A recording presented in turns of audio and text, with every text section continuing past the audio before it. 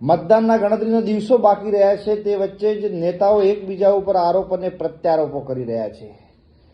ભાજપના ઉમેદવાર ડોક્ટર રેખાબેન ચૌધરી સભાઓ ગજવી રહ્યા છે, રોડ શો કરી રહ્યા છે। તે વચ્ચે જ કોંગ્રેસના ઉમેદવાર જ્ઞાનીબેન ઠાકોરે ભારતીય જનતા પાર્ટી ઉપર પણ આક્ષેપો કરી રહ્યા છે। તે કહી રહ્યા છે કે મુખ્યમંત્રી બનાસકાંઠાની મુલાકાતે અવારનવાર આવે છે અને સી.આર. પાટીલ તો જાણે અપડાઉન કરે છે અને જો ગરીબ ઘરની દીકરીને હરાવવા માટે પ્રધાનમંત્રી નરેન્દ્ર મોદીને આવવું પડે તો એનાથી મોટી વાત શું હોઈ શકે।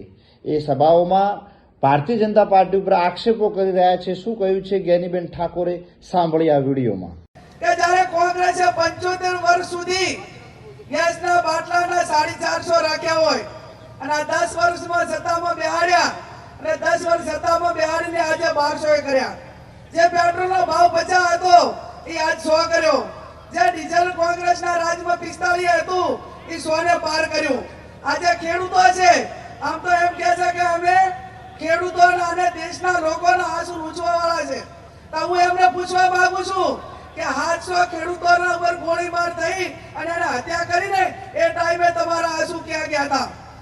હવે જે મણિપુરમાં મારી બેન દીકરીઓને કઈ હાલતે તમે કર્યા હતા એ ટાઈમે તમારા આંસુ ક્યાં ગયા હતા?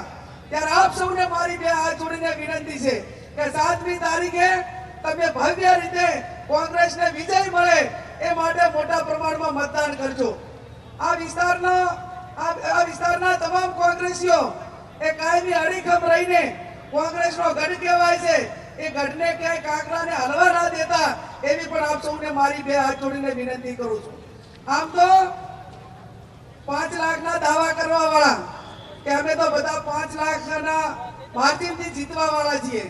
સમગ્ર ગુજરાતની અંદર ક્યાંક સાબરકાંઠા હોય, ક્યાંક વડોદરા હોય તો તમારે ઉમેદવારો બદલવાનો વારો તમારે આવ્યો છે, કોંગ્રેસ પાર્ટીને નથી આવ્યો। અને બનાસકાંઠામાં તો હવે પ્રદેશનું અને કેન્દ્રનું નેતૃત્વ એ અપડાઉન કરે છે। પહેલા બનાસકાંઠા જિલ્લો આખો વધ્યો એટલે એમને કઈ હારા વાત ના લાગી, પણ સી.આર. પાટીલ સાહેબને મેદાનમાં ઉતાર્યા। સી.આર. પાટીલ સાહેબ તો બનાસકાંઠામાં અપડાઉન કરે છે, વળી પાછા મુખ્યમંત્રીને ઉતાર્યા। અને હમણાં મેં ઓલા વોટ્સએપમાં, ફેસબુકમાં એમાં બધાય જોયું અને બધા યુવાનોએ લખ્યું બાપુ કે બનાસકાંઠામાં 1લી તારીખે એક ગોળા ફેંકવાનું મશીન આવે છે એટલે યુવાનો બધા હેલ્મેટ વગર બહાર ના નીકળતા એમ આવા યુવાનો કોમેન્ટ કરે। અને કોમેન્ટ કરે ત્યારે એક બનાસકાંઠામાં એક ગરીબ સમાજની એક ગરીબ દીકરીને હરાવવા માટે એ દેશના વડાપ્રધાનને આવવું પડે એનાથી મોટી તાકાત એ બનાસકાંઠા પાટણના કોંગ્રેસના કાર્યકરોની છે।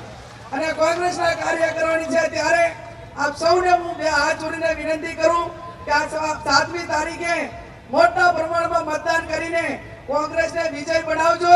આ વિજય એ 18 આલમ 36 કોમ એ પાટણની જનતાનો છે। અને 4મી તારીખે જ્યારે વિજયનો વરઘોડો નીકળે, દેશમાં સત્તામાં પરિવર્તન આવે, દેશનો વડાપ્રધાન એ રાહુલ ગાંધી બને અને હતા એના આપણા જે પુરાના દિવસો હતા, મનમોહનસિંહ સરકાર વખતના હતા, એ દિવસો આપણા પાછા આવે એ શબ્દ સાથે આપ સૌનો ખૂબ ખૂબ આભાર। બનાસકાંઠા જિલ્લામાં ચાહે હગો માલું હોય એ 5 પછી ફોન કરજો।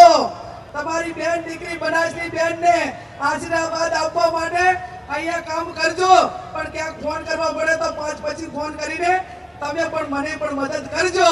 એ વિનંતી સાથે આપ સૌનો ખૂબ ખૂબ આભાર।